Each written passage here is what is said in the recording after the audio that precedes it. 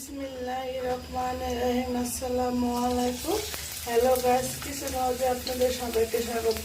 আশা করি আপনারা ভালো আছেন। আল্লাহর রহমতে আমিও ভালো আছি।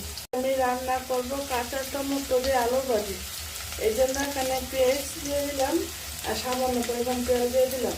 এখন পেঁয়াজটাকে আমি ভেজে নেব। আলু ভাজা হয়ে গেছে, এখন আমি কাঁচা টমেটো আলুগুলো দিয়ে দিব। আগে আমি কেটে রেখেছিলাম। দেখতে পাচ্ছেন আমি আলুগুলো টমেটোগুলো কেমন কেটে নিয়েছি।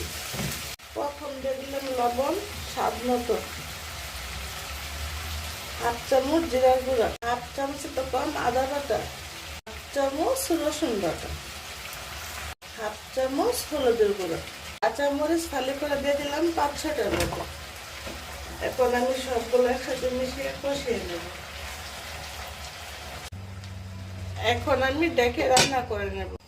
এখন আমি ঢাকনাটা উঠিয়ে দেখে নেব ভাজিটা সিদ্ধ হয়েছে কিনা। মাশাআল্লাহ, অনেক সুন্দর করে সিদ্ধ হয়ে গেছে টমেটো ভাজি। এখন দিয়ে দিব ধনিয়া পাতা। ধনিয়া পাতা দিয়ে কিছুক্ষণ আমি রান্না করে নেব।